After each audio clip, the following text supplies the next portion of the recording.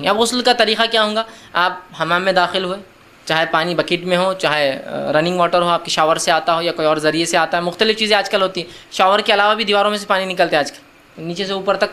System ہوتا ہے اور پورے آنگ پہ پانی اڑتا ہے، آدمی کانچ کے ہوتے ہیں جنرلی، اندر چلا جاتا ہے اور اس میں سے پورے پانی نکلتے ہیں۔ بہرحال مختلف چیزیں اللہ نے دے رکھی ہے لوگوں کو، تو لوگ استعمال کرتے ہیں۔ بہرحال جو بھی ہو، آپ 3 بار وہ کریں گے، اپنی شرمگاہ یا جو وجہ بنی ہے آپ کی غسل کی، وہ غلاظت کو آپ زائل کریں گے، ٹھیک ہے۔ اس کے بعد آپ وضو کریں گے جس طرح سے وضو ہوتا ہے۔ اب طہارت بیت الخلاء میں جانے کی دعا ہوا میں نہیں سکھاؤں گا، پہلے ہو چکا، 2-3 ہفتے پہلے جانے کا وہ سب پورا رفع حاجت کے مسائل ہو چکا ہے، تو لہٰذا میں اس لیے وہ بات نہیں رکھ رہا ہوں، ورنہ پھر اس کو ایڈ کریں گے تو کئی چیزیں اضافہ ہو جائیں گی، بہت مشکل ہوگا مجھے سمجھانا، ٹھیک۔ تو پھر آپ اندر چلے گئے، آپ نے جو وضو کیا جیسا وضو ہوتا ہے، ٹھیک ہے، چاہے تو پیر ساتھ دھو لے یا بعد میں آخر میں، تاکہ چھینٹے اڑنے کا ڈر ہے تو آخر میں دھو لے، ٹھیک ہے۔ اس کے بعد جب وضو کا ہو گیا معاملہ تو اس کے بعد آپ سر کو دھو لیں اچھے سے، تاکہ غسل جنابت ہے تو جڑوں تک پانی چل جائے۔ اس کے بعد سیدھے طرف بھگا لے، مطلب شاور ہے تو آپ ادھر سے شروع کریں پھر ادھر آ جائے، ٹھیک، مطلب سیدھے طرف پہلے وہ کر لے تاکہ سنت بھی ادا ہوتی ہے، اور پانی گر رہا ہے تو ظاہر سی بات ہے کسی ایک طرف ڈالنا نہیں ہے، صرف ایک طرف ہونا ہے آپ کو، تو سیدھے طرف ہو جائے، الٹے طرف ہو جائے اور پورے آنگ کو مل لے، اور ان مقامات کو خاص طور سے جہاں ہو سکتا ہے پانی نہ جائے، بغل ہو سکتے ہیں،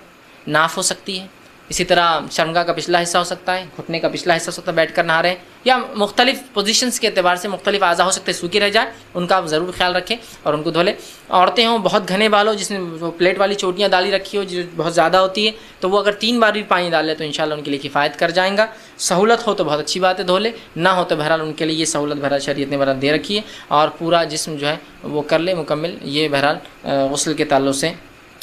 کچھ باتیں تھی۔ بہرحال اس معاملے میں یہ بھی ہو سکتا ہے کہ مرد اور عورت یاد رکھیے ایک ہی برتن سے غسل لے سکتے ہیں۔ ایسا ہو سکتا ہے کہ گھر میں حمام ہو، نماز کا وقت کم ہو، یا دوسرے مسائل ہو کہ گرم پانی بعد میں نہیں ملے گا، تو میاں اور بیوی، مرد اور عورت جو ہے ایک ساتھ نہا سکتے ہیں، تو ایک برتن میں سے پانی لے سکتے ہیں۔ یہ بات میں اس لیے رکھ رہا ہوں کہ بہت سے لوگ یہ سمجھتے ہیں کہ عورت کا بچا ہوا پانی ناپاک ہوتا ہے، ایسی کوئی صحیح روایت نہیں ہے یاد رکھیے۔ اس لیے کہ ماں عائشہ کی ایک روایت آتی ہے رضی اللہ عنہا، جو ہے یہ صحیح روایت ہے، کہ وہ کہتی ہے کہ آپ صلی اللہ علیہ وسلم میں نے غسل جنابت ایک ہی برتن میں سے، ایک ہی ٹب میں سے لیا، کہ میں ایک بار لیتی اور اپنے آپ کو دھوتی، اور پھر آپ ایک بار لیتے ہو مگ اور اپنے آپ کو وہ کرتی، رات کا وقت تھا، ٹھیک ہے۔ تو اس سے پتہ چلا کہ بیک وقت میاں بیوی نہا بھی سکتے ہیں، اور کامن پانی یوز کر رہے تھے دونوں، ایک ہی ٹب میں دونوں ہاتھ ڈال کر ایک ہی مگے سے دھو رہے تھے۔ مطلب ایک بار میں عائشہ لے کے اپنی باری کری تھی، ایک بار آپ سمجھ، جیسا کہ وضو کرتے ہوتے ہیں 2 مرد اگر وضو کر رہے ہیں تو ایک کے بعد ایک کے، تو ویسا وہ دونوں مل کر شیئر کر رہے تھے۔ اس سے پتہ چلا کہ عورت کا بچا ہوا پانی ناپاک نہیں ہوتا، یہ عورت جس پانی میں ہاتھ ڈالے وہ ناپاک نہیں ہوتا ہے، اور دونوں بھی جنابت کی حالت میں تھے، مطلب میں عائشہ بھی ناپاک تھی اور وہ بھی تھے، لیکن دونوں نے پانی ہاتھ ڈال کر لیا۔ تو اس سے بات سمجھ میں آ رہی ہے کہ وہ بات درست نہیں ہے کہ عورت کا بچا ہوا پانی ناپاک نجس ہوتا ہے۔ بہت سے لوگ سوال کرتے ہیں کیا گھر میں عورتوں نے جو پانی استعمال کیا ہم کر سکتے ہیں؟ بالکل آپ کر سکتے ہیں، اس لیے کہ ویسے بھی پانی کی قلت ہے، آپ بالکل یوز کر سکتے ہیں، کوئی مسئلہ نہیں۔ اس لیے کہ اس کے تعلق سے کوئی ممانعت کی کوئی روایت نہیں ہے، بلکہ یہاں تو صحیح روایت ہے کہ دونوں نے ایک ہی ٹب میں سے پانی لیا، وہ ہاتھ ڈالتی ایک بار اور وہ کہتی میں لیتی، پھر آپ ہاتھ ڈالتے اور آپ لیتے، تو بہرحال اس میں جو ہے کوئی مسئلہ نہیں، ٹھیک ہے۔ تو یہ تھی چند باتیں غسل کے تعلق سے، ماشاء اللہ بہت آسان تھا، بالکل ایک دم سمپل تھا، اور وضو کے مقابلے میں وضو سے بھی آسان نہیں ہے، تو وضو میں تو بہت چیزیں یاد رکھنا تھی، اس میں تو سب بھگا لینا ہے بس۔ ایک عام لحاظ سے اگر کوئی کہے کہ غسل کیسا ہو تو بس مکمل اپنے آپ کو بھگا لے، یہ غسل ہے، مکمل اپنے آپ کو بھگا لے، یہ غسل ہے۔ تو غسل کب واجب ہو جاتا ہے وہ چیز ہم دیکھتے ہیں، تو کب غسل ضروری ہے۔ تو پہلی چیز جنابت سے غسل واجب ہو جاتا ہے، یاد رکھیے جنابت سے غسل واجب ہو جاتا ہے، یعنی مرد اور عورت جمع کر لے، ہم بستری کر لے ایک دوسرے سے، تب بھی غسل واجب ہو، خواہ منی نکلے یا نہ نکلے، دونوں ہی شکل میں جو غسل واجب ہو جاتا ہے، ٹھیک۔ اس لیے کہ جو صحیح مسلم کی روایت میں نے ابھی آپ کے سامنے رکھی تھی کہ آپ کیا فرماتے ہیں، جب مرد کی شرمگاہ عورت کی شرمگاہ سے تجاوز کر جائے تو اس پر غسل واجب ہو جاتا ہے۔ تو یہاں یہ نہیں کہا کہ جب وہ منی خارج ہوا تو غسل واجب ہو جاتا ہے، صرف لگ جانے سے۔ دوسری ایک روایت کے الفاظ ہے جب مرد کی ختنہ عورت کی ختنہ سے لگ جائے، ٹھیک ہے، تو پھر اس پر غسل واجب ہو جاتا ہے۔ تو سب سے پہلی چیز جس کی وجہ سے غسل ٹوٹ جاتا ہے یا ہم پر غسل واجب ہو جاتا ہے، دونوں ہی باتیں ایک ساتھ یاد رکھیں، ٹوٹ بھی جاتا ہے ان چیزوں سے اور واجب بھی ہو جاتا ہے۔ تو اگر میں کہہ رہا ہوں غسل واجب ہو جاتا ہے مطلب ٹوٹ جاتا ہے تبھی واجب ہو جاتا ہے، ٹھیک۔ تو سب سے پہلی چیز جس وجہ سے غسل ہم پر واجب ہوتا ہے وہ یہ ہے کہ جب انسان ہم بستری کر لے، جمع کر لے، چاہے منی خارج ہو چاہے خارج نہ ہو، دونوں ہی شکل میں اس شخص کو جو ہے اور اس عورت کو جو ہے، اس مرد کو مطلب شوہر کو اور اس بیوی کو، دونوں کو غسل لینا پڑے گا، یاد رکھیے یہ پہلی چیز ہے جس پہ غسل ہم پہ جو ہے واجب ہو جاتا ہے، یاد رکھیں، ٹھیک۔ اسی طرح اور اگر نیند میں انسان ہو، ٹھیک، اور نیند میں انسان اور منی خارج ہو جائے، ٹھیک، مثال کے طور پر آدمی نے کوئی خواب دیکھا ہو اور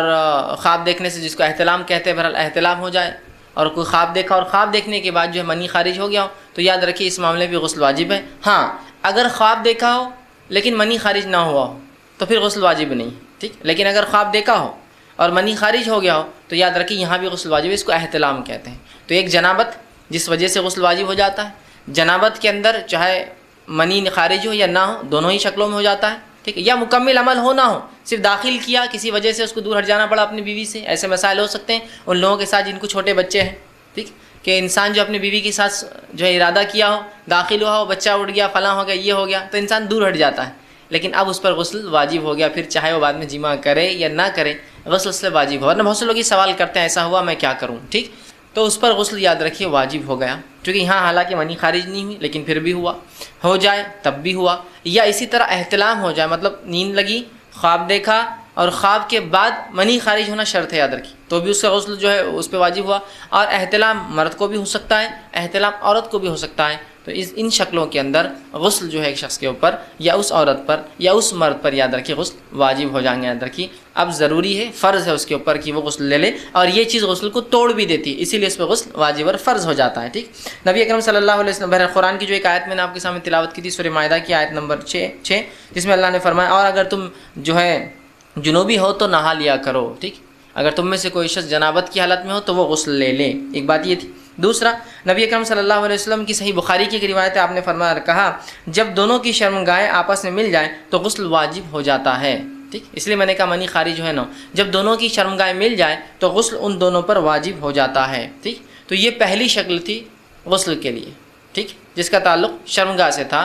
اور جس کا تعلق ٹھیک ہے منی کے خارج ہونے سے تھا، چاہے وہ بیوی سے ہم بستری کی شکل میں ہوں یا صرف ملنے سے ہو جائے کہ داخل ہوا لیکن ابھی منی نہ بھی نکلا ہو، یا انسان احتلام ہو جائے، مرد ہو یا عورت ہو، تو غسل واجب ہوا. دوسری شکل جس میں غسل واجب ہو جاتا ہے وہ یہ ہے کہ ماہواری یا نفاس کے خون کے بنیاد پر، ٹھیک، کہ کسی کو وہ مسئلہ جو ہر عورت کو ہر مہینے ہوتا ہے، جو اللہ رب العزت کی طرف سے بہرحال یہ ایک رحم ہے. میں اس کی تفصیلات انشاءاللہ آگے رکھنے والا ہوں، ورنہ بہت سے لوگ اس کو ایک سزا سمجھتے ہیں اور اس کے پیچھے ایک عقیدہ بھی ہوتا ہے لوگوں کا. عقیدہ یہ ہے چونکہ حوا نے جو ہے آدم کو بہکا، اس طرح سے بہرحال ایک عقیدہ عموماً ہوتا ہے، چلن میں ہے، میں جانتا ہوں کہ حوا نے چونکہ آدم کو بہکایا تھا تو ماہواری کا خون جو اس کو مینسس ہوتا ہے وہ اللہ نے سزا کے طور پر دیا بول کر ایسا عقیدہ افسوسناک باتیں مسلمان عورتیں رکھتی ہے، ٹھیک. جب کہ یہ اللہ کی طرف سے ایک رحم ہے، اس لیے کہ اس کے رحم ہونے کی دلیل یہ ہے کہ جب عورت کو اولاد پیدا ہونے والی ہوتی ہے تو یہ خون آنا بند ہو جاتا ہے، اسی لیے کہ اسی جگہ سے پھر بچے کی ناف جڑ جاتی ہے اور مکمل خون کا دوران وہاں سے شروع ہو جاتا ہے. تو یہ رحم ہے اللہ کی طرف سے، ایک اولاد کی پیدائش سے پہلے اللہ اس کے رحم کو تیار کر دیتا ہے. یہ خون جو حیض میں نکلتا ہے جب انسان کو اولاد ہونے والی ہوتی ہے تو عورت کا خون بند ہو جاتا ہے، تو درخت بند نہیں ہوتا، وہی خون جا کے اس کی ناف سے لگ جاتا ہے اور اس کی باڈی میں اس بچے میں سرکولیشن میں آ جاتا ہے. سمجھے آپ؟ تو یہ رحم ہے. تو جہاں عیسائیت کے نزدیک اور یہودیوں کے نزدیک حیض آنا سزا ہے عورت کو، اور دیگر تقریباً تمام مذاہب میں یہی معاملہ ہے، جس کے بنیاد پر حیض آتا ہے تو عورت کو گھر سے الگ کر دیتے ہیں، اس کے ہاتھ کا کھانا نہیں چلتا، پانی نہیں چلتا. شریعت نے یہ بتایا کہ یہ تو عورت پر اللہ کا رحم ہے کہ اس نے جو ہے اولاد کی پیدائش سے پہلے اس کو تیار کر دیا. بہرحال چلیے، تو حیض اور نفاس کے خون کے آنے سے جو ہے یاد رکھیے غسل واجب ہو جاتا ہے. یہ دوسری شکل ہے، ٹھیک ہے. اس لیے کہ اللہ رب العزت جو اس کے تعلق سے سورہ بقرہ سورہ نمبر 2 آیت نمبر 222 میں فرماتا اور کہتا ہے فَاعْتَزِلُوا النِّسَاءَ فِي الْمَحِيضِ وَلَا تَقْرَبُوهُنَّ حَتَّى يَطْهُرْنَ فَإِذَا تَطَهَّرْنَ فَأْتُوهُنَّ مِنْ حَيْثُ أَمَرَكُمُ اللَّهُ. دیکھیے آیت کا ترجمہ یہ ہے، حیض کے دنوں میں عورتوں سے الگ رہو اور پاک ہونے تک ان کے قریب نہ جاؤ، جب پاک ہو جائے تو جہاں سے تمہیں اللہ نے حکم دیا ہے جا سکتے ہو. تو یہاں دیکھیے دوسری بات آ گئی کہ اگر عورت کو حیض آ جائے تو انسان اس کا غسل اس پہ واجب ہو جاتا ہے. اور ایک بات یہ بھی پتہ چلی کہ اس دوران آدمی جو ہے عورت سے ہم بستری نہیں کر سکتا ہے نا، کیوں؟ تو یہاں کیا بیان کیا؟ تو الگ رہو. تو یہ الگ اسی معنی میں ہے، یاد رکھیے کہ اس سے ہم بستری نہ کرو. اس معنی میں نہیں ہے کہ ان کو گھروں سے نکال دو یا خود گھر سے نکل جاؤ، یقیناً اس معنی میں نہیں، یا ان کو الگ کمروں میں کر دو اور خود الگ کمروں میں، اس معنی میں نہیں ہے. اس لیے کہ نبی اکرم صلی اللہ علیہ وسلم کی زندگی سے ہم کو دیکھنا پڑے گا کہ اس آیت پہ آپ نے کیسا عمل کیا. اپنی عقلیں نہیں، چونکہ ظاہر تو ایسی دکھ رہا ہے کہ ان کو الگ رہو، ہے نا، تو ہم سمجھے الگ سے یہاں مراد نبی اکرم صلی اللہ علیہ وسلم کے تعلق سے میں عائشہ فرماتی ہے کہ نبی اکرم صلی اللہ علیہ وسلم میرے مانڈی پر لیٹتے اور تلاوت قرآن کرتے جبکہ میں حیض کی حالت سے ہوتی. تو الگ کرنے سے مراد کیا ہے؟ ہم بستری مت کرو، بس یہ معنی ہے۔ الگ کر دو سے مراد الگ گھر الگ کمرہ نہیں ہے، ہوتا تو آپ تم کیوں پڑھتے۔ اسی طرح وہ کہتی ہے کہ میں حیض کی حالت سے ہوتی اور نبی اکرم صلی اللہ علیہ وسلم مجھ سے ایک بار کہا کہ مسجد جا کر چٹائی لا،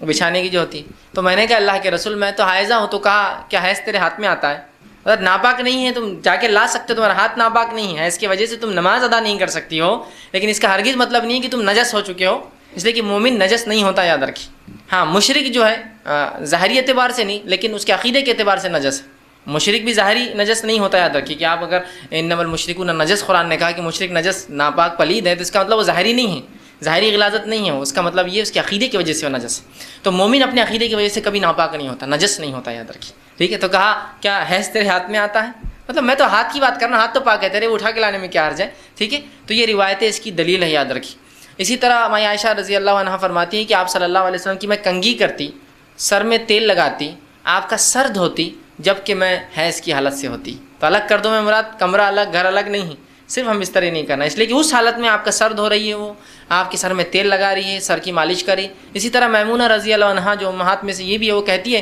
کہ میں نبی اکرم صلی اللہ علیہ وسلم میرے پاس ہوتے اور فجر سے پہلے آپ کچھ نمازیں پڑھتے، تو جو چادر میں حیض کی حالت میں ہوتی اوڑھی ہوئی ہوتی، اسی چادر کا ایک حصہ لے کے نبی اکرم صلی اللہ علیہ وسلم اس پر نماز پڑھتے۔ اگر الگ کر دو سے مراد الگ کمرہ الگ گھر ہوتا، تو کیا آپ صلی اللہ علیہ وسلم ان کی اوڑھی ہوئی چادر کو آدھی وہ اوڑھی ہوئی اور آدھی بچھا کر نماز پڑھتے؟ اس پہ نہیں، آپ فوراً کہتے تھے کہ بھائی سب اب نکل جاؤ یہاں سے، اب اس لیے کہ تم سب ناپاک ہو چکے ہو، ٹھیک ہے۔ تو یہاں اس سے مراد یہ ہے،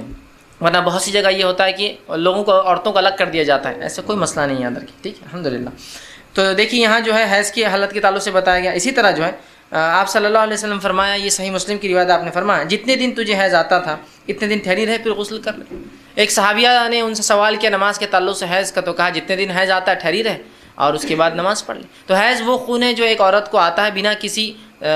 زخم کے، جو اس کے رحم سے نکلتا ہے، جو مخصوص ایام میں مہینے کے آگے پیچھے ہو سکتا ہے کچھ، لیکن مخصوص ایام جو اسے پتہ ہوتے ہیں اس میں نکلتا ہے، اور اس کا مخصوص ایک رنگ ہوتا ہے جس سے پہچان سکتی ہے کہ حیض کا، اور اس سے علاوہ جو نکلتا ہے اس کو شناخت ہوتی ہے حیض کا نہیں ہے، بہرحال اس کو حیض کہا جاتا ہے۔ اب نفاس کیا ہے؟ نفاس وہ خون ہوتا ہے جو اولاد کی پیدائش کے بعد نکلتا ہے، جس کی مدت جو ہے مختلف عورتوں کو، اور حیض اور نفاس دونوں کی مدت مختلف عورتوں کو مختلف علاقے کے اعتبار سے، سرد اور گرمی کے اعتبار سے، جسامت کے اعتبار سے، دبلے اور موٹے ہونے کے اعتبار سے، حالت کے اعتبار سے مختلف آتی ہے، نسل کے اعتبار سے مختلف ہوتی ہے۔ اس میں کوئی جس کو کہیں گے کہ ریجڈ رول نہیں کہ ایسا ایسا ایسا ہوتا ہے، کچھ بھی ہو سکتا ہے، اینی تھنگ، ٹھیک۔ عمومی اعتبار سے جو بتایا جاتا ہے وہ یہ آتا ہے کہ سائنسی اعتبار سے بہرحال یہ ہے کہ 1 سے لے کر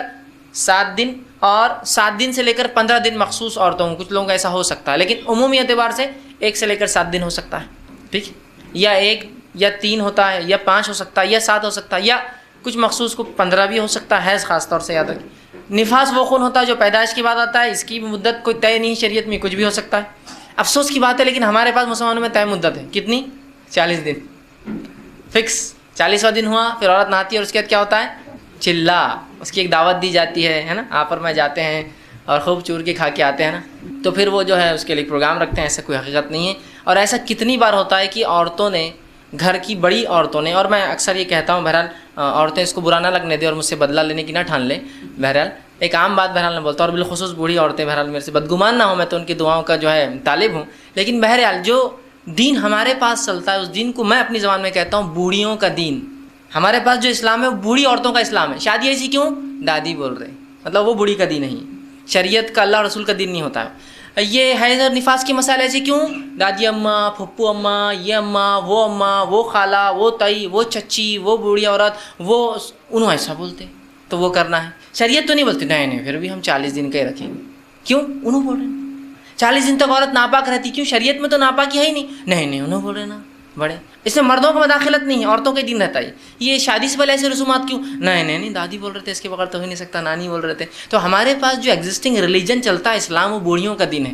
وہ دین نہیں ہے جو اللہ نے بھیجا اپنے نبی کے ذریعے محمد صلی اللہ علیہ وسلم، اور جو صحابہ کے ذریعے ہم تک پہنچا، وہ دین نہیں ہے، یہ بوڑھی عورتوں کا دین ہے۔ وہ جو بولیں گی وہ ہوگا، سہرا باندھ دو تو باندھنا ہے، دادا تو نہیں بڑھ، لیکن دادی کی بڑی خواہش ہے مرنے سے پہلے کہ پوتے کو جو ہے سہرے میں دیکھ لیں۔ ان کو یہ خواہش نہیں ہے کہ جو اب جانے کا وقت ہے کم از کم اب تو کتاب و سنت پہ آ جاؤں، لیکن مرتے وقت یہ خواہشات پوری واقعی مرنے تک اپنی بہوؤں کو ڈکٹیٹ کرتے رہیں گے کہ حیض اور نفاس کے مسائل وہ ہیں جو میں بتاؤں گی، شریعت کے مطابق نہیں۔ ہمارے خاندان میں 7 دن عورت حائضہ رہتی ہے تو 7 دن رہو، آتا ہے نہیں آتا رہو، بس سمجھ رہے آپ بات کو؟ بوڑھیوں کا دین، ٹھیک. تو بہرحال میں عورتوں کے خلاف بھی نہیں ہوں، بالخصوص بوڑھی عورتوں کے نہیں، لیکن میں یہ کہنا چاہتا ہوں کہ عورتیں اگر علم نہ ہو تو خواہ دین میں تبدیل لانے کی کوشش نہ کرے، اور یہ جسارت بہت بہت بڑی چیز ہوں گی آخرت کے اعتبار سے، یاد رکھیے کتاب و سنت کے مطابق. اور افسوس ہمارے پاس جو طہارت کے مسائل اکثر چلتے ہیں، وہ طہارت کے مسائل کتاب و سنت کے مطابق میں کہہ رہا ہوں نہیں ہیں. وہ اکثر طہارت کے مسائل یا تو یہودی روایتوں کی بنیاد پر ہیں یا نصرانی روایتوں کی بنیاد پر، جس کو اسرائیلیات بولتے ہیں. اسرائیلیات کے مطابق ایک عورت 40 دن تک جو ہے نفاس کی حالت میں رہتی ہے اور 40 دن پاک ہوتی ہے. یہ بائبل کی روایت ہے 40 کے لفظ کے ساتھ. مسلمانوں مین و نان لے لیا. نبی اکرم صلی اللہ علیہ وسلم کیا فرمانے، خون آئے تو ٹھہری رہے، رک جائے تو غسل کر لے، ختم. غسل کتنا سادہ ہے،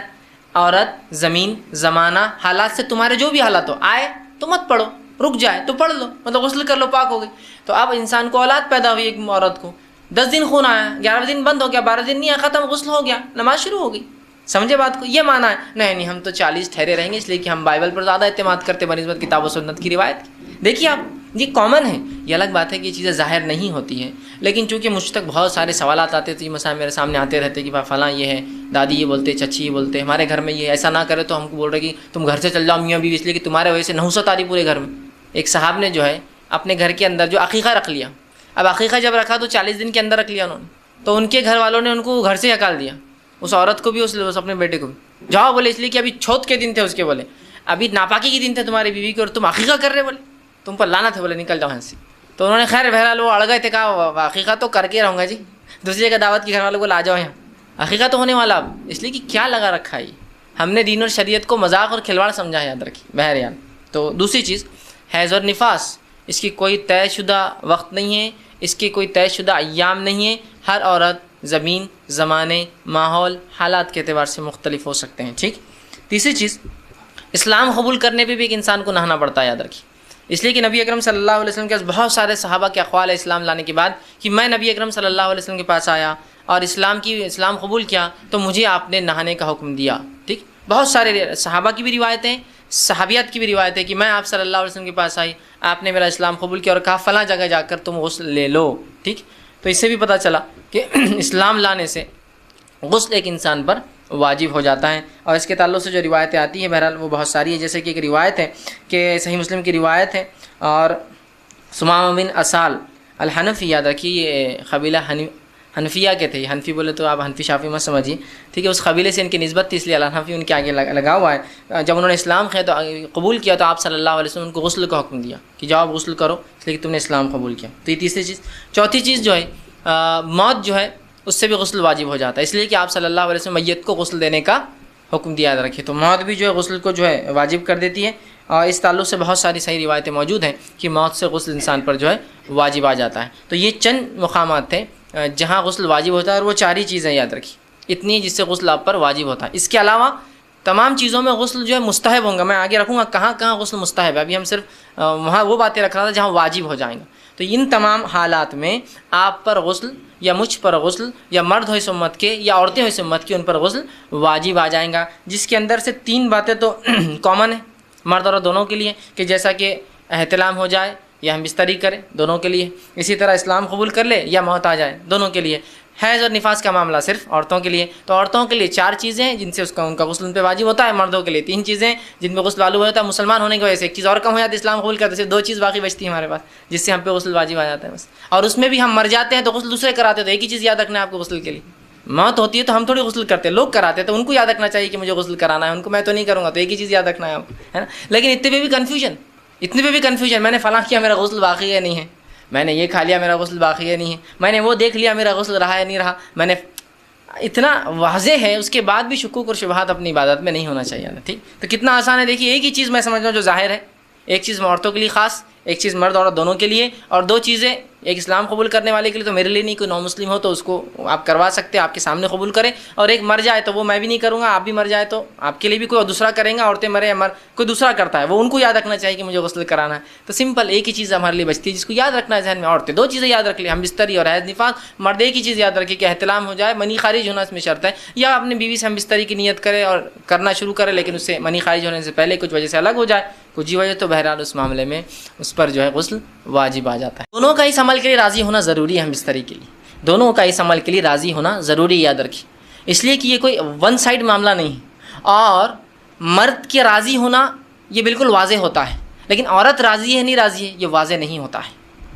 مرد اس عمل کے لیے راضی ہے، وہ ظاہر ہے، اس کی جسمانی کیفیت اور اس کا جسمانی کیفیت اس کی اشارہ کر دیتی ہے کہ مرد تو راضی ہے اس عمل کے لیے، لیکن ظاہر سی بات ہے عورت کے اندر ایسی کوئی چیز نہیں ہے جس سے پتہ چل سکے کہ اس عمل کے لیے وہ راضی ہے۔ بات سمجھ رہے ہیں آپ میری؟ ٹھیک، تو ظاہر سی بات ہے دونوں کی رضامندی ضروری ہے۔ تو مرد راضی ہے عورت سمجھ سکتی ہے، لیکن عورت راضی ہے مرد سمجھ نہیں سکتا ہے، اس کے ظاہر سی بات ہے جسمانی اعتبار سے، تو اس کو اس معاملے میں تیار کرنا ہوگا، اس کو اس معاملے میں پوچھ سکتے ہیں آپ، اس کو اس معاملے میں اس کی بھی حامی لے سکتے ہیں آپ۔ اور حامی اس کا ہاں ہر بار زبان سے بولنا نہیں ہے، کچھ باتیں آپ سمجھ سکتے ہیں جس کا ہاں ہوتی ہے، سمجھیں نا، انسان کی آنکھوں کے اشارے، جسمانی ہوا جس سے انسان سمجھ سکتا ہے کہ اس کا معنی ہاں ہے۔ اس معاملے میں خواتین سے میری بالخصوص درخواست یا نصیحت جو ہوگی وہ یہ ہے کہ بہت ساری عورتیں، مرد تو راضی ہے اس عمل کے لیے، پہلے دن کی بات جب ہم عام بات کر رہے ہیں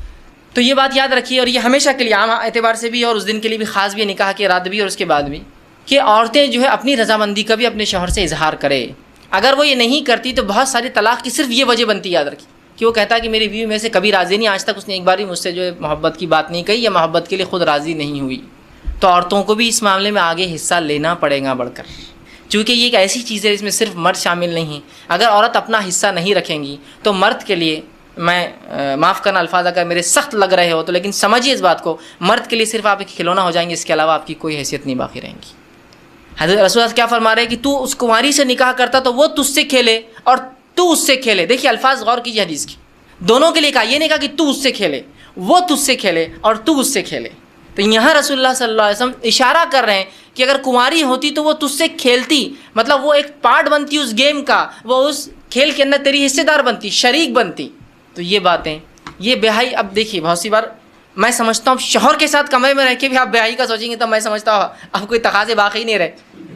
یہاں بیاہی اور حیائی کچھ نہیں ہے، اب آپ کا شوہر ہے وہ، یہ آپ کو سمجھنا پڑے گا، ٹھیک ہے؟ تو یہاں عورتیں اپنی رضامندی کا اظہار کریں، جو مختلف طریقوں سے وہ کر سکتی ہے، یاد رکھیے مختلف طریقوں سے کر سکتی ہے۔ جب یہ عورتیں اس میں لیک کر جاتی ہے، کمزور پڑ جاتی ہیں، تو مرد کو ایسی عورتیں پسند آ جاتی ہیں جو اس طرف اشارے کرتی ہیں اور مائل کرتی ہیں۔ جو بری عورتیں ہوتی ہیں، جو فحشائیں ہوتی ہیں، وہ اپنی رضامندی کا کنٹینیوس اظہار کرتے رہتی ہیں۔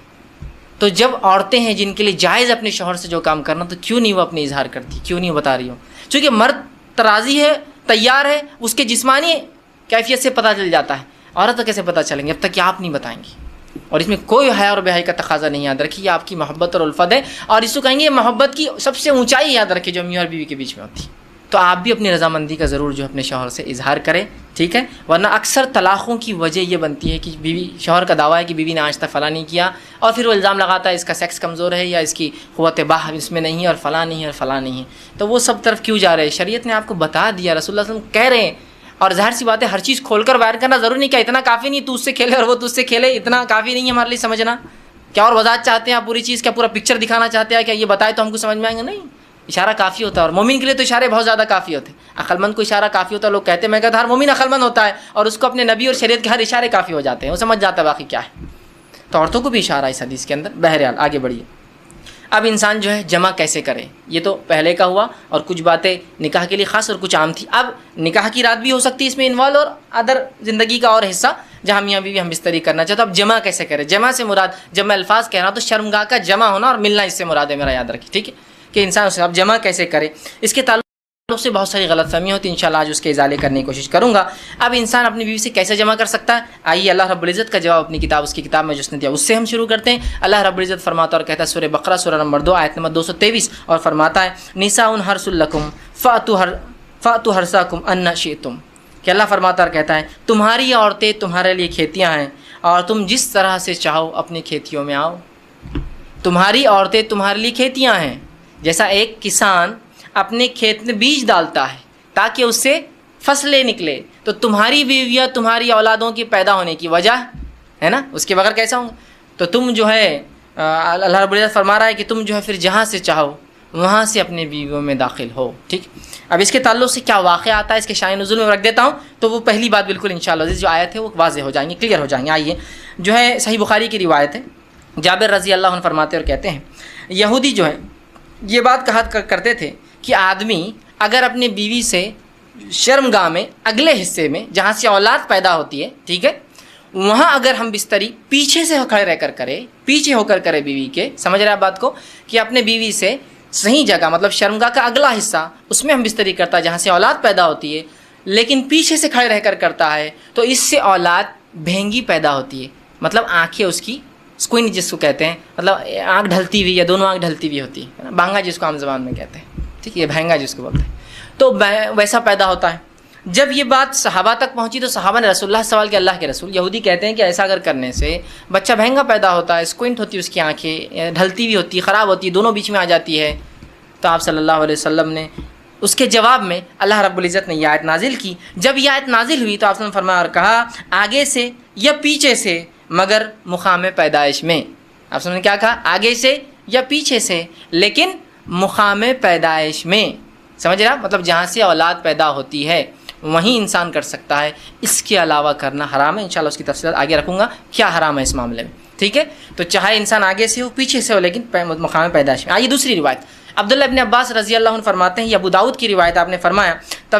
تھوڑی طویل روایت ہے لیکن بہت ساری باتیں علم کی اس میں آ رہی ہے اس روایت کے اندر، بالخصوص اس مسئلے کے تعلق سے۔ وہ کہتے ہیں مدینہ میں انصار جو ہے یہودیوں کی اتباع کرتے تھے، چونکہ انصار تو مشرک تھے، ان کے پاس کوئی عقیدہ نہیں تھا، یہ تو لیکن اہل کتاب کو یہ بڑا اونچا سمجھتے چونکہ وہ کتاب کے حامل لوگ تھے، تو ہر چیز میں وہ یہودیوں کو فالو کرتے، حتیٰ کہ یہودی اپنے بیویوں کو چت لٹاتے،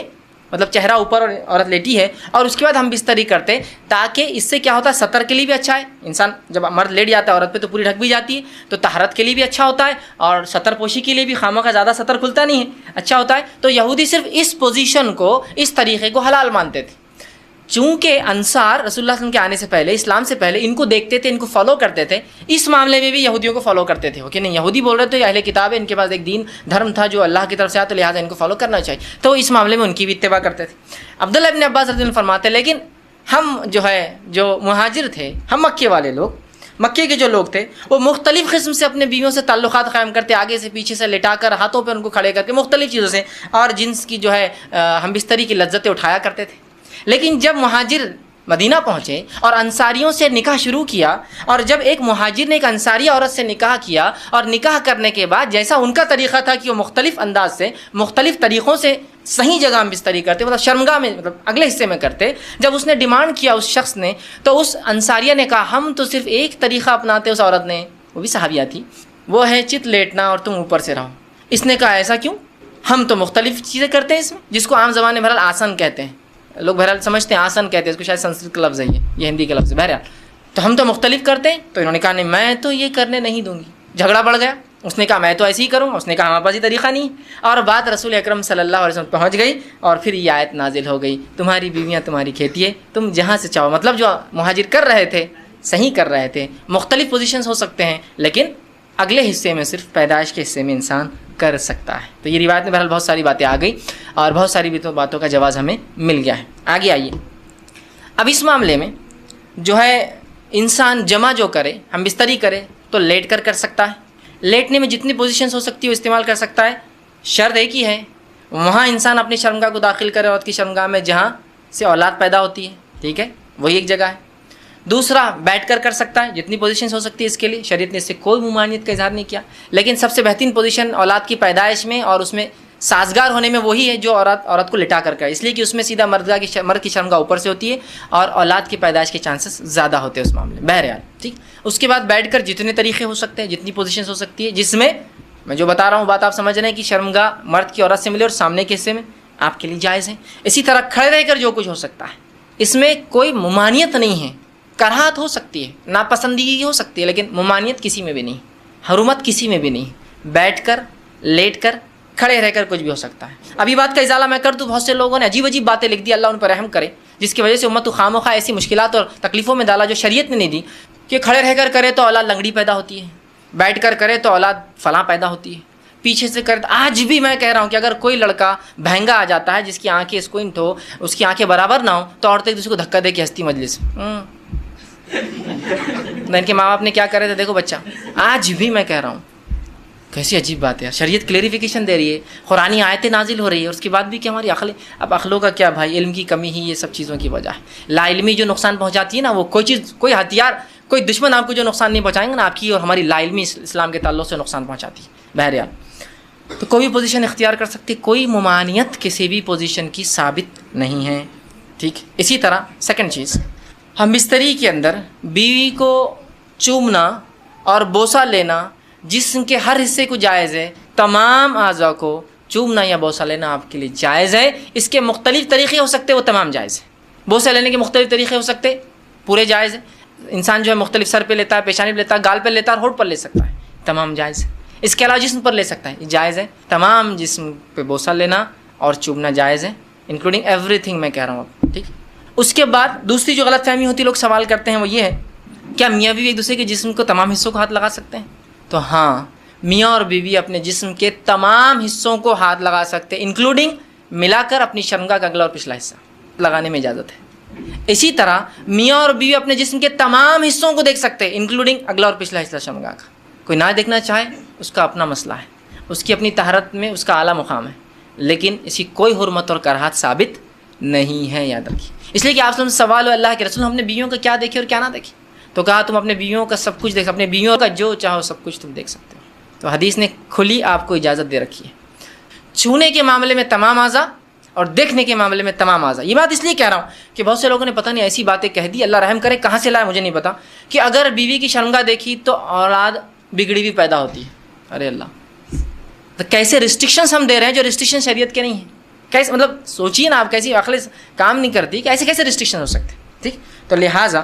اس بات کے تعلق سے لوگ بہت سوال کرتے ہیں، میں نے اس کا کلیریفیکیشن پورا بہرحال سوال کے تعلق سے دے دیا۔ دونوں ہی چیزیں یاد رکھی، چھونے کے معاملے میں اور دیکھنے کے معاملے میں میاں اور بیوی کمپلیٹ رائٹ ہے، کمپلیٹ حق ہے، وہ جو چاہے اس معاملے میں کر سکتے ہیں، یاد رکھیے، ٹھیک۔ اب آئیے اس معاملے میں ہم بستری میں منائی کس چیز سے ہے وہ بھی دیکھ لیں، اور افضل کب اور کہاں اور کیسے ہے، ٹھیک، وہ بھی ایک دیکھ لیتے ہیں۔ آئیے آگے بڑھیے۔ تو اس معاملے ہم بستری میں دبر پیچھے سے، مطلب شرمگاہ کے پچھلے حصے میں عورت کے داخل ہونا حرام ہے، جس کو عام زبان میں کہیں گے پیخانے کی جگہ، ٹھیک۔ عورتوں کے جو شرمگاہ ہوتی ہے وہ مردوں کے مقابلے میں مختلف ہوتی ہے اس معاملے میں کہ مرد کی شرمگاہ کا ایک ہی حصے سے پیشاب بھی نکلتا ہے اور منی بھی نکلتا ہے، لیکن عورتیں مختلف، عورتوں کے پیشاب کی جگہ الگ ہوتی ہے اور شرمگاہ الگ، جہاں اولاد پیدا ہوتی ہے وہ جگہ الگ ہوتی ہے، اور پیخانے کی جگہ الگ ہوتی ہے۔ تو مردوں میں 2 ہی حصے ہیں جہاں سے نکلتا، عورتوں میں 3 ہوتے ہیں، یاد رکھیے۔ تو یاد رکھیے مرد کے لیے عورت کی جو ہے شرمگاہ کے علاوہ کوئی بھی عمل کرنا درست نہیں، اور بالخصوص دبر کی تو حرمت شریعت نے اتنی سخت ثابت کی۔ مسند احمد کی روایت ہے، جو ہے ام سلمہ رضی اللہ عنہ فرماتی ہیں، جب مہاجرین انصار کے پاس مدینہ آئے تو ان کی عورتوں سے جو ہے شادیاں رچائی۔ مہاجر عورتوں کو زمین پر لٹا کر یا ان کے ہاتھ کو زمین پر رکھ کر گھٹنوں کے بل ان کو کر جمع کرتے تھے، فائدہ اٹھاتے تھے۔ مہاجرین میں سے ایک آدمی نے انصار کی عورت سے نکاح کر لیا اور ارادہ کیا کہ ویسے ہی کام کرے جیسا وہ ان کے پاس چلن تھا کرے،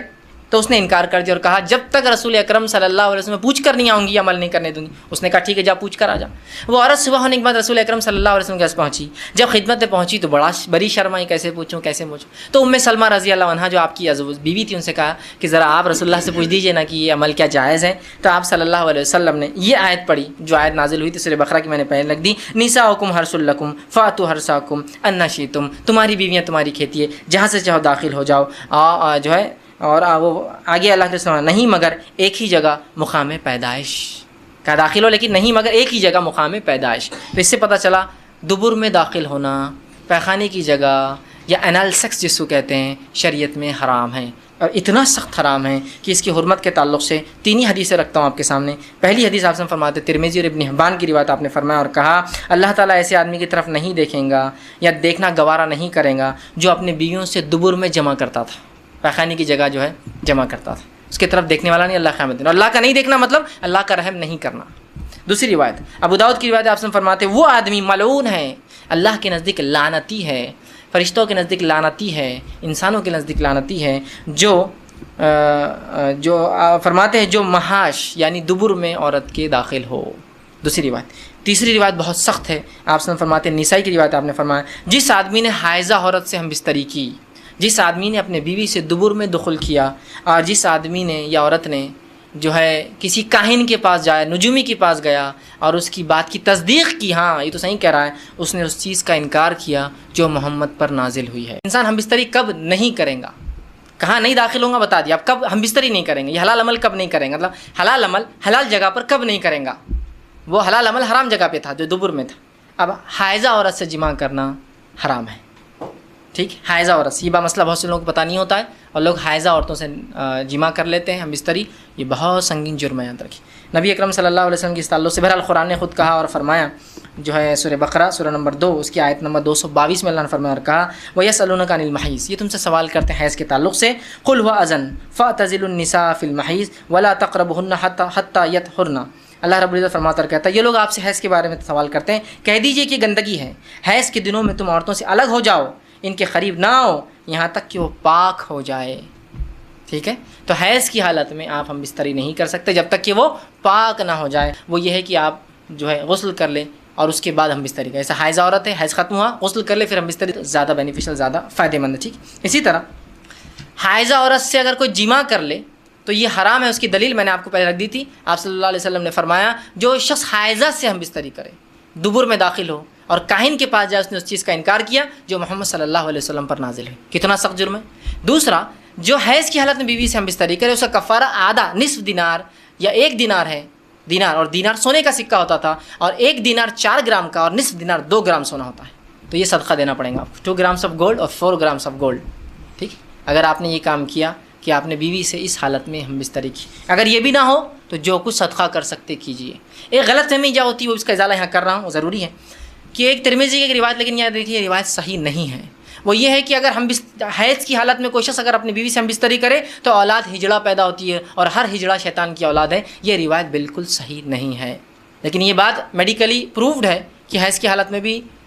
جو ہے حمل ٹھہر سکتا ہے، یاد رکھیے، بہت ناممکن جیسے، لیکن ہو سکتا ہے، ایسی اب نارملٹیز ہو سکتی ہے کہ ٹھہر جائے۔ ٹھیک، ناممکن جیسی چیز نہیں، ویسے ہوتا نہیں لیکن ہو سکتا ہے، یاد رکھیے۔ تو آپ جو روایت ہے کہ ہجڑا ہے، بہرحال یہ روایت صحیح نہیں ہے، لیکن یہ بہت سنگین جرم ہے اور ہم کو اس سے قطعاً اس کے قریب جانے کی کوشش نہیں کرنا چاہیے۔ جو ہے نسائی کی روایت ہے، عبداللہ بن عباس رضی اللہ عنہ فرماتے ہیں، ایک آدمی کے بارے میں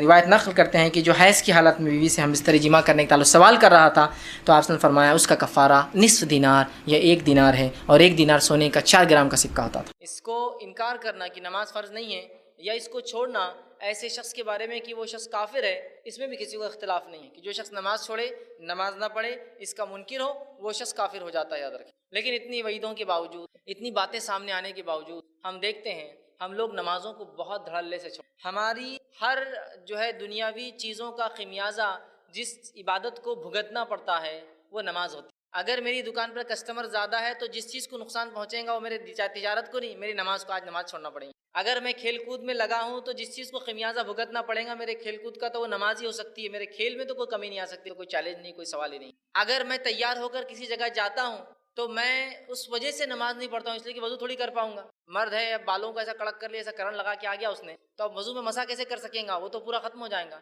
ایک عورت بیچاری گھنٹہ 2 گھنٹے 4 گھنٹے جو پارلر پر سچ کے آئی ہے، وضو کر کے اپنا میک اپ تو بگاڑ نہیں سکتی ہے۔ تو جس چیز کو ہمارے دکھاوے میں بھی خمیازہ بھگتنا ہے وہ میری نماز ہی ہے۔ نہیں، نماز کو جائیں گے تو سیل پڑ جائیں گے، بال خراب ہو جائیں گے، نکل جائیں گا، وضو سے فلاں ہو سکتا ہے، نیچے بیٹھنے سے کپڑے یہ ہو سکتے ہیں، تو جس چیز کو بھگتنا ہے وہ نماز کو ہی بھگتنا ہے۔ اگر میرے گھر میں شادی بیاہ ہے تو جس کو نقصان بھگتنا ہے میرے شادی بیاہ کا جو چیز چھوٹیں گی، وہ شادی بیاہ نہیں ایسا ہو سکتا کہ نہیں آج شادی نہیں ہوں گی اگر نماز کا معاملہ آ گیا، تو وہ یہ ہوگا کہ میری جو ہے شادی کی وجہ سے نمازوں کو میرے خمیازہ بھگتنا ہے اور میں نمازوں کو چھوڑ دوں گا لیکن شادی کا پہلے اہتمام کروں۔ تو وہ آج دیکھا جا رہا ہے اس فریضے کی اتنی کم اہمیت ہے کہ ہمارے تمام چیزوں کا خمیازہ اور نقصان، خمیازہ بولتے ہیں نقصان، کسی چیز کو اگر بھگتنا پڑتا ہے تو وہ میری نماز ہے، وہ میرا فریضہ ہے۔ گویا اس کا مطلب یہ ہوا کہ اس کی اہمیت ہم اس حد تک کھو چکے ہیں کہ ہمارے لیے نماز چھوڑنا آسان ہے لیکن تجارت نہیں، نماز چھوڑنا آسان ہے لیکن شادی بیاہ نہیں، نماز چھوڑنا آسان ہے لیکن کھیل کود نہیں، نماز چھوڑنا آسان ہے لیکن دنیا کی کسی اور چیز کو ہم ترک اور آگے پیچھے نہیں کر سکتے،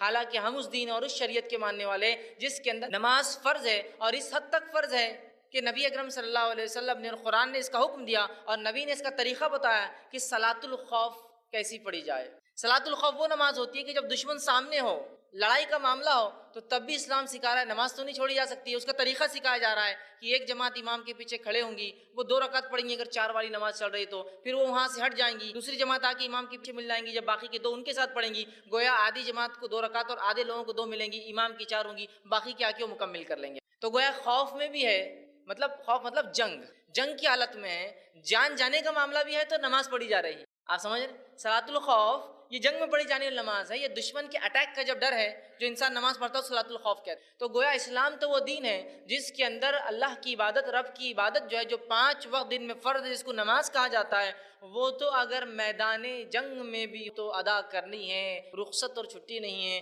ہم اللہ رب العزت کو، اللہ ہم پہ رحم کرے، کیا جواب دیں گے جب ہم نے اپنے رسومات کے لیے، شادی بیاہ کے لیے، چھوٹی چھوٹی بیماریوں کے لیے، اپنی فیشن پرستی کے لیے، اپنی دکانداری کے لیے، حالانکہ رزق دینے والا اللہ ہے، پھر بھی ہم سوچتے شاید کسٹمر رزق دے کے جائیں گا ہم کو، تو ہم اللہ کو ناراض کرتے۔ چھوٹی چھوٹی تجارتوں کے لیے اور دنیا کے 2 کوڑی کے لیے جو ہم نے رب کے جو ہے ذکر کو، جو سب سے افضل تھا، جس کو فرض قرار دیا گیا، کو ہم نے ایک معمولی عمل سے چھوڑ دیا۔ اس کا مطلب یہ ہوا کہ ہم لوگ جو ہے نماز کی اہمیت کو نہیں سمجھتے ہیں۔ اور جیسا کہ ہم دیکھتے ہیں فجر کی نماز سے لے کر اگر مغرب کی نماز دیکھی جائے تو دونوں کے فرق سے کم از کم اتنا اندازہ تو ہو جاتا ہے کہ مسلمانوں کی اکثر تعداد نماز نہیں پڑھتی۔ فجر کے اندر 4 6 8 10 ایک صف، اگر مسجد ایسے علاقے میں جہاں زیادہ مسلمان ہیں تو 2 صف زیادہ سے زیادہ، اور مغرب کے اندر وہی مسجد کا حال یہ کہ فل ہو جاتی ہے، لوگ بازو والی مسجد میں کبھی چلے جاتے ہیں۔ اس کے مقابلے میں مغرب سے آپ مخالفت کیجیے جمعے کا، تو پھر پتہ چلتا ہے مسلمانوں کی اور بھی اکثریت نہیں پڑتی، اس لیے کہ جمعہ میں جتنی تعداد ہوتی ہے تو مسجدوں کو بند کرنا پڑتا ہے۔ پھر اس سے آپ کمپیئر کیجئے رمضان کا پہلا دن اور وہ پہلی رات جو عشاء کی جو ہے مغرب کی آتی ہے اور عشاء کی آتی ہے، اس میں تو راستوں کو بند کرنا پڑتا ہے۔ اس کا مطلب عام جمعے میں بھی لوگ اتنی نماز نہیں پڑھتے جتنے رمضان میں پڑھتے ہیں،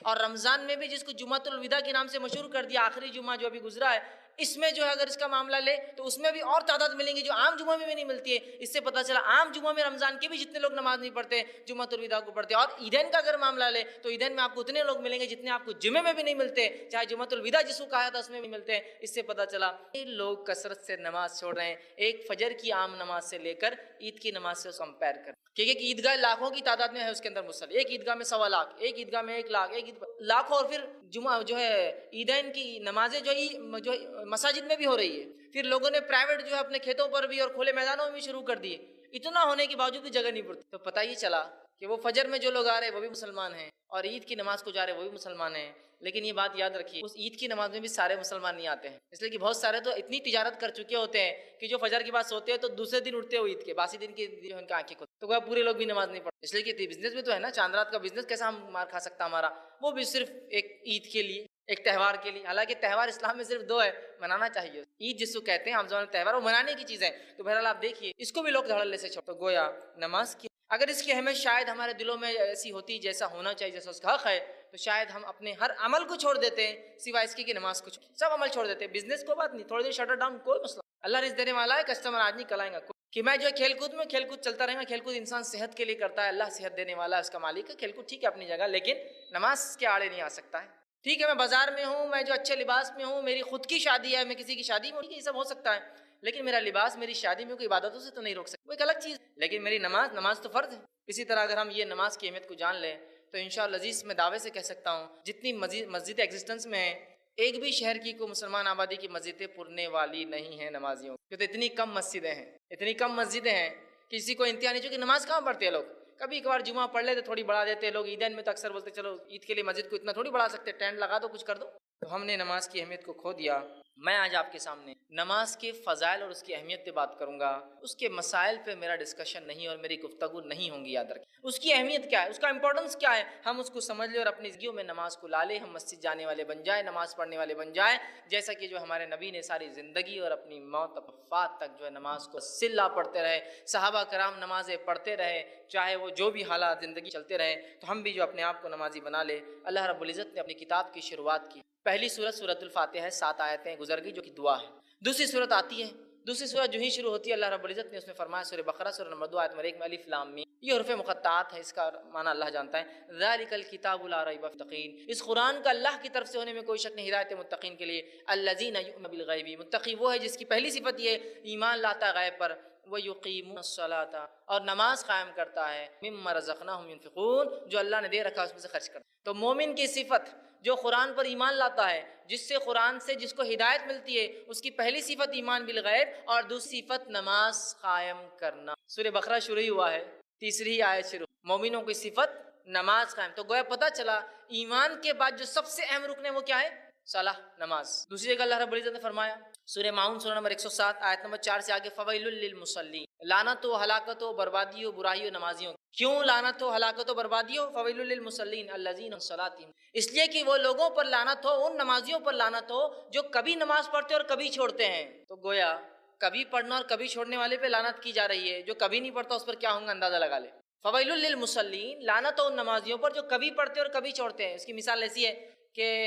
ظہر اثر مغرب ہو گئی، فجر عشاء چھوڑ دی، یہ اس میں شامل ہوگا۔ مصیبت آئی تو نمازیں شروع، مصیبت چلے گی نمازیں ختم، ہے نا۔ ایگزام آئے نمازیں شروع، ایگزام ختم، نماز ختم۔ بیمار ہوئی نمازیں شروع، بیماری ختم، نماز ختم۔ کسی چیز میں کمپٹیشن میں یا کسی اس میں مسابقے میں حصہ لیا، مسابقہ جیت گئے، نماز ختم، ہے نا۔ تو کبھی پڑھتے اور کبھی چھوڑتے، من مانے ڈھنگ سے پڑھتے ہیں، جتنی چاہے اتنی پڑھتے ہیں، حالانکہ فرض 5 ہے، لیکن جب چاہے تو کہا فویل للمصلین، تو ایسے نمازیوں پر لعنت ہو جو کبھی پڑھتے اور کبھی چھوڑتے ہیں۔ تو گویا کبھی پڑھنے اور چھوڑنے والوں پر لعنت بھیجی گئی، مکمل اور مسل چھوڑنے والوں پر اللہ کتنی جو ہے لعنتوں کو اپنی اس پر، جس کو بولیں گے بے شمار لعنتیں نازل کرتا ہوں گا۔ ہم ایک گیس کر سکتے ہیں، اندازہ ہی لگا سکتے ہیں۔ جو پڑھ رہا ہے اور کبھی چھوڑ رہا ہے اس پہ لعنت ہے، جو ہمیشہ چھوڑتا ہے اسے کیا ہوتا ہوں گا، اس سے ہم اندازہ لگا سکتے ہیں۔ نبی اکرم صلی اللہ علیہ وسلم فرماتے ہیں، صحیح بخاری کی روایت، آپ نے فرمایا، کہا بنی الاسلام علی خمس، اسلام کی بنیادیں 5 چیزوں پر ہوتی ہیں۔ پہلا کہ تو گواہی دے کہ اللہ کے سوا کوئی معبود برحق نہیں اور محمد صلی اللہ علیہ وسلم رسول ہے۔ دوسرا نماز قائم کرے۔ تیسرا جو ہے زکوٰۃ ادا کرے۔ چوتھا جو حج کرے۔ اور 5واں آپ نے فرمایا وہ رمضان، اور رمضان کے 5 باتیں فرائض میں بتائیے۔ تو گویا اسلام کی بنیادیں، بنی الاسلام علی خمس، بنیادیں، ستون، عماد، جو کالم، جو پلر ہوتا ہے جس کے اوپر کسی چیز کی چھت ٹیکی جاتی ہے اس کو کہتے ہیں عماد، بنیاد۔ تو اسلام کی بنیادیں، اسلام جو جس چیز پر ٹکا ہے اس کے 5 کالمز اور پلر سے اسلام ٹکا ہے، اور اس میں سے سیکنڈ پلر جو ہے امپورٹنس کے اعتبار سب سے پہلا تو توحید، شہادت، اس کے بعد نیکسٹ پلر صلاح، نماز ہے۔ تو اندازہ لگائیے ہم اگر نماز کو چھوڑتے ہیں تو گویا اللہ نے جو دین، جس عماد، جن پلروں پر، جس پہ بنیاد رکھی ہے، اس بنیاد میں سے ایک بنیاد کو ہم کاٹنے والے اور ڈھانے والے بن جاتے ہیں۔ اور اسلام نے اتنی اس کی جو ہے حکم دیا کہ اس کو جو ہے دوسرا وہ کیا۔ اور اللہ کے رسول صلی اللہ علیہ وسلم کے پاس جب کوئی شخص اسلام قبول کرنے آتا، واقعات اٹھا لیجیے حدیثی کتابوں میں، سیرتی کتابوں میں، جب کوئی شخص اسلام قبول کرنے آتا تو نبی اکرم صلی اللہ علیہ وسلم اس کو سب سے پہلے کلمہ پڑھاتے، اور کلمہ پڑھانے کے بعد دوسرا کام جو بولتے ہو کیا ہے معلوم؟ نماز قائم کر، اور 2 رکعت نماز پڑھنے کا اس شخص کو حکم دیا جاتا تھا۔ اندازہ لگائیے یہاں ابھی اسلام قبول کیا ہے، مسلمان بنا ہے، حق کی طرف آیا ہے، حق کی گواہی دیتی، دوسرا کام کیا کرایا جا رہا ہے اسے؟ اسی دن آپ کہتے تھے کہ جو ہے انسان اسلام کلمہ پڑھاتے تھے، اسے غسل کا حکم دیا جاتا تھا، اسے اپنے جو زندگی اس نے پہلے کفر میں گزاری، اس کفر کے بالوں کو نکالنے کا حکم دیا جاتا تھا، اور فوراً اس کے بعد آپ کہتے تھے نماز قائم کرو، اور وہ شخص نماز پڑھتا۔ کئی واقعات، خود عمر ابن خطاب رضی اللہ عنہ فرماتے ہیں، میں جب اسلام قبول کیا آپ صلی اللہ علیہ وسلم مجھے غسل کا حکم دیا اور نماز پڑھا۔ تو آپ دیکھ رہے ایک نو مسلم کو اسلام قبول کرتے ہی معافی نہیں ہے کہ نہیں چلو اب اسلام قبول کیا 1-2 سال تمہارے لیے معافی ہے، اس کے بعد تو نمازی بن جانا، اس کو کوئی آپشن ہی نہیں ہے۔ جب رب پر ایمان لایا تو اگلا فریضہ اس کے لیے تیار ہے، وہ کیا ہے؟ صلاح، نماز قائم کرنا۔ اور آج ہم جو ہے پیدائشی مسلمان ہونے کا دعویٰ کرتے ہیں، اور کس دھڑلے سے اور کس آسانی سے نماز کو چھوڑتے ہیں۔ اللہ رحم کرے، ہمیں اگر اللہ رب العزت معاف نہ کرے تو یقیناً ہم تو بہت خسارہ اٹھانے والوں میں ہوں۔ کس دھڑلے سے چھوڑے، بالکل نماز کا کیا ہے۔ اور حالت یہ ہے کہ 2 دوست،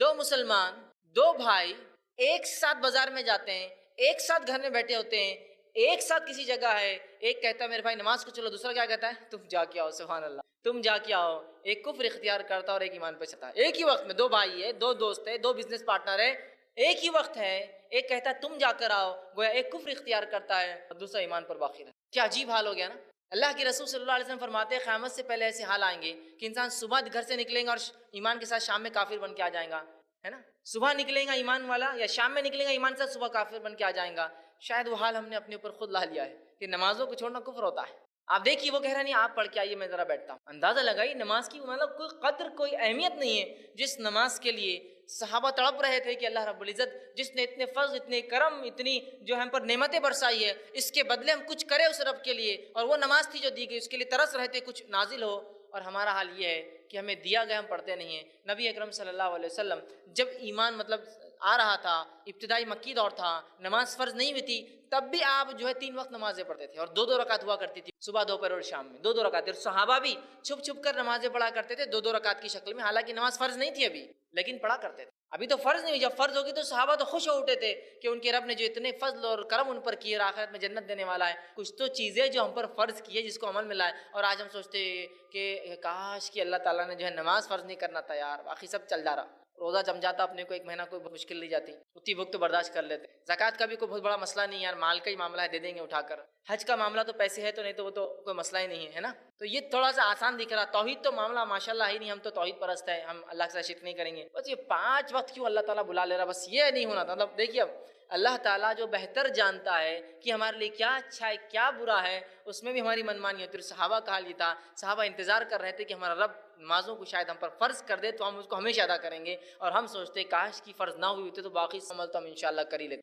آزمائش کہاں ہوں گی پھر؟ نماز آزمائش ہے، فرائض آزمائش ہے، یاد رکھیے۔ آزمائش کہاں ہوتی پھر اگر آپ کو یہ آسانی ہم کو دے دی جاتا کہ بس ایمان لا اور بس پڑے رہو گھروں کے اندر اور اس کے بعد بس مر جاؤ تو آ جاؤ جنت میں اللہ کی، تو پھر آزمائش کہاں تھی بھائی میرے؟ دنیا میں چھوٹی سی نعمت بھی آپ کو بغیر آزمائش کی نہیں ملتی ہے۔ بغیر محنت کے کوئی کما سکتا ہے کہ دنیا میں؟ بغیر محنت نہیں، میں کچھ نہیں کرتا لیکن بہت ہمارے پاس آ جاتا ہے، یہ الگ بات ہے، باپ داداؤں نے کمایا ہے، اس کے پاس اگر ہے بھی تو لوگ اس کو کوستے اور کاٹتے کہ بیکار انسان ہے، کچھ کرتا نہیں، باپ داداؤں کو اس پہ عیش کر رہا ہے صرف، ہے نا؟ تو وہ بھی چپ چپ 9 بجے اٹھ کے باہر جاتا اور شام میں آتا گھر بتانے کے لیے کچھ کر رہا ہوں، حالانکہ وہ خرچ کرتا ہے لیکن کچھ کر رہا ہوں بھائی میں، ہے نہیں؟ تو دنیا میں کوشش کرنے کے بغیر کچھ، تو اسی طرح آخرت کے لیے بھی ہمیں ایمان پر چل کر جو اس کے تقاضے ہیں، فرائض ہے، اس پہ عمل کرنے کے بغیر کوئی چارہ نہیں، یاد رکھیے۔ اور آج ہمارا حالت یہ ہے، آج ہماری حالت یہ ہے کہ اگر جو ہے کوئی شخص جو ہے نماز پڑھنے لگ جاتا ہے، کوئی شخص مسجدوں میں دکھنے لگ جاتا ہے، تو لوگ کیا پوچھتے ہیں اس سے معلوم؟ سب خیر تو ہے نا گھر پر؟ تو کیوں آپ یہ سوال کیوں کر رہے ہیں؟ نہیں جیسا ایسا لگا ایگزام ہے شاید آپ آنا شروع ہو گئے، کوئی مصیبت تو نہیں آئی نا آپ پر؟ نہیں آپ مسجد میں آ رہے تو اس لیے پوچھ رہے، کوئی مسئلہ تو نہیں، کوئی بیماری تو نہیں لگ گئی نا آپ کو؟ نہیں سب ٹھیک ہے، نہیں جیسا آپ مسجد آ رہے تو پوچھنا پڑا کہ بیمار تو نہیں، آپ مسجد شروع ہو گئے، اس لیے کہ آپ ایگزام سے ایگزام دکھتے، مارچ ٹو مارچ دکھتے بہت سالوں سے، اور بیماری سے بیماری نظر آتے، بزنس جب بند ہو گیا تو جب نظر آتے اس کے بعد نہیں ہے، تو گویا اگر ایک انسان نمازی بن جاتا ہے تو لوگ اس سے خیر خیریت پوچھنا شروع کر دیتے، بھائی سب ٹھیک تو ہے نا گھر میں؟ کوئی بیماری تو نہیں ہے نا؟ کوئی مصیبت تو نہیں ہے نا؟ اس لیے کہ ہم نماز کو تبھی تو استعمال کرتے ہیں جب ہم بیمار ہو جاتے ہیں، بہت زیادہ ہو جاتے ہیں، بزنس ڈوب جاتا ہے، بچے بگڑ جاتے ہیں، لڑکی بھاگ کر چلے جاتی ہے، لڑکا بھگا کر لا لیتا ہے، اس نے فلاں کر دیا، تو اللہ کی راہ میں جو ہے پھر اللہ کے جو ہے دین پر عمل شروع، نمازی بن گئے بالکل، تسبیح ہاتھ میں چالو ہے، مسجد سے اٹھا کے لے جانا پڑ رہا، نکل رہے نہیں خود سے، اور اس کے بعد جب وہ معاملہ حل ہو گیا، کیس ختم، معاملہ ختم، اللہ نے نعمت دے دی، تجارت چل گئی، فلاں ہو گئی، اس کے بعد پھر لوگ پوچھتے شاید سب اچھا چل رہا، کیوں؟ نہیں وہ آپ مسجد نہیں آ رہے ہیں تو ایسا لگا اب اچھا چل ہی رہا ہوں، اس لیے کہ مسجد آ رہے تھے اب ہے نہیں، یہی حال ہو چکا ہے کہ نمازیں جب انسان پڑھے تو لوگ شک میں پڑ جاتے ہیں، کوئی مصیبت میں لگتا ہے، اس لیے کہ اس کے بغیر تو نماز کو کبھی آتا نہیں ہے۔ حالت ہمارے یہ ہے، نبی اکرم صلی اللہ علیہ وسلم فرماتے ہیں، مسند احمد کی روایت ہے نماز کی اہمیت بیان کرتے ہوئے، اول ما یحاسب العبد صلاۃ، روز قیامت جو سب سے پہلے اللہ جس چیز کا حساب شروع کریں گا بندے سے وہ اس کی نماز ہوں۔ پہلا حساب اللہ کے حق میں جو ہوگا وہ نماز، اور پہلا حساب بندوں کے حق میں جو ہوگا خون کا ہوگا۔ تو بندے کا جو اللہ جب معاملہ کریں گا اپنا، تو توحید تو بہرحال ہے، نماز سب سے پہلی چیز ہے جس کا حساب ہوگا۔ جامع ترمذی کی روایت اللہ فرمائیں گا بندے کی نماز دیکھو، سب سے پہلے اس کی نماز دیکھی جائیں گی، اللہ کہیں گا کیا ہوا اس کی نماز پوری ہوئی نہیں ہوئی، جو ہے فرشتے کہیں گے اللہ اس کی نماز میں کمی ہو رہی، تو اللہ کہیں گا دیکھو اس کی کوئی اور نفل سنت وغیرہ ہے کہ اگر ہو تو یہ اس سے فرائض کی تکمیل کر دینا، ٹھیک، تو وہ ڈھونڈی جائیں گی، پھر اگر وہ بھی نہ ہوئی تو پھر خسارے میں نہ۔ تو پہلا سوال، پہلا حساب، پہلا کتاب، فرسٹ اکاؤنٹیبلٹی، پہلا اکاؤنٹ جس چیز کے تعلق سے رجسٹرز کھولے جائیں گے میرے اور آپ کے،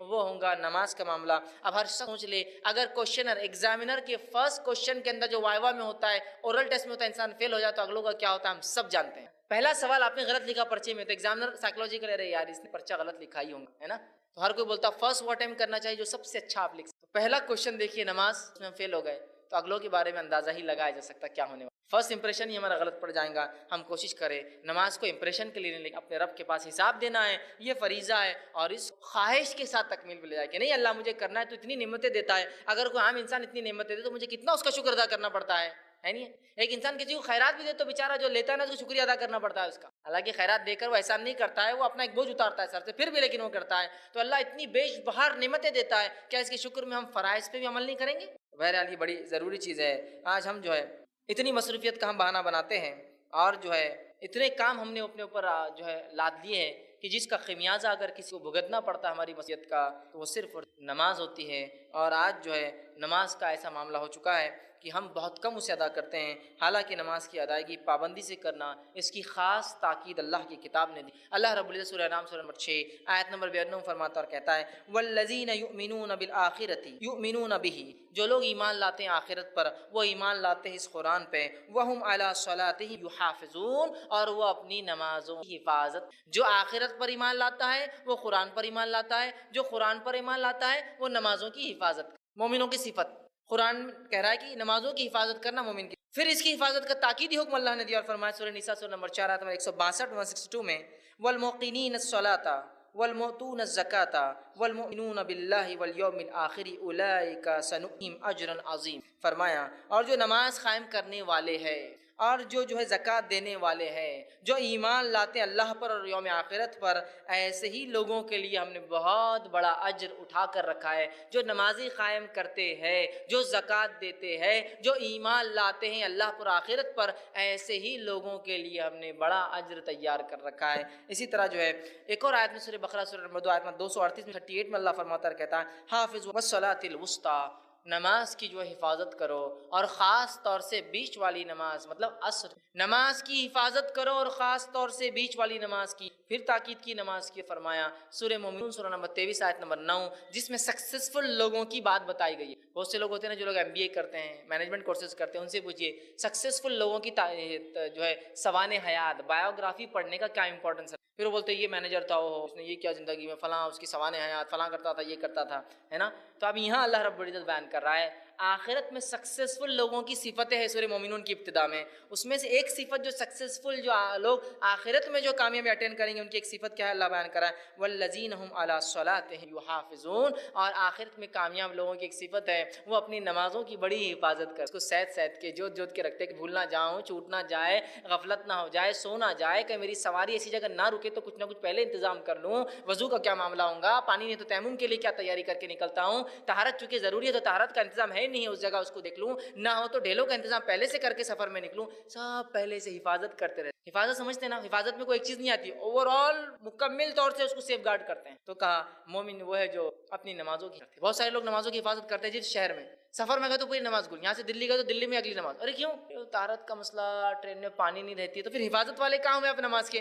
جب آپ نکلے تھے ٹرین کے سفر تو آپ کو یاد رکھنا چاہیے تھا طہارت کے لیے پانی شاید نہ ہو، تو ڈھیلے پہلے سے تیار کر کے پیکٹ میں بند کر کے لے کے چلو کہ طہارت کرنے کی ضرورت پڑ گئی تو، اور اگر پانی نہ ہوا تو طہارت پھر وضو بھی کرنا ہے، نہ ہوا تو مٹی چھان کر ایک پنی میں ڈال کے لے جاؤ کہ تیمم کی ضرورت پڑے تو ٹرین میں مٹی کہاں ملیں گی، گندگی ہوتی ہے وہاں تو پھر میں مٹی بھی لے جاؤں تاکہ تیمم کے لیے مٹی بھی تیار۔ یہ تو مانا ہے حفاظت کرنے والے اپنی نماز کو سیف گارڈ کر کے رکھتے ہیں۔ میری بس اگر چھوٹ جاتی ہے تو بس رکیں گے نہیں اگلے مقام پہ، اس لیے کہ بہت لمبا ہے، تو پھر بس والے سے بات کر کے اچھا ایسا ہے کہ چلو میں نماز کے وقت کب شروع ہوتا ہے کب ختم ہوتا ہے، آج تو ماشاءاللہ اینڈرائڈ کا زمانہ آسانی سے پتہ چل جاتا ہے، چلو ٹائم تو ہو گیا پڑھ لیتا ہوں، پھر بس رکنے والی نہیں بہت لمبا، یہی تو حفاظت، سیف گارڈ کرنا اپنی نمازوں کو۔ تو کہا والذین هم علی صلاتہم یحافظون، اپنی نمازوں کی حفاظت کرتے رہے، اس کے بارے میں غور و فکر کرتے ہیں، وہ چاہتے ہیں کہ نمازیں ان سے نہ چھوٹے اور مکمل حفاظت کے ساتھ وہ اپنی نمازوں کو ادا کرے۔ یہ صفت ہے موطا امام مالک کی روایت ہے، آپ صلی اللہ علیہ وسلم فرما رہا ہے یقیناً میرے نزدیک، آپ سے فرما رہے ہیں یقیناً میرے نزدیک تمہارے امور میں سے سب سے اہم اور ضروری کام، یقیناً میرے نزدیک تمہارے امور میں سے سب سے اہم اور ضروری کام نماز ہے۔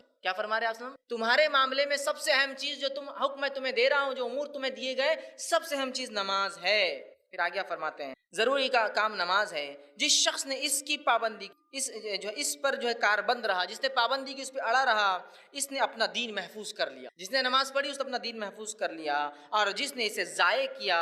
ضائع کر دیا وہ دوسرے معاملات میں بالاولیٰ سست اور کوتا ہوں گا۔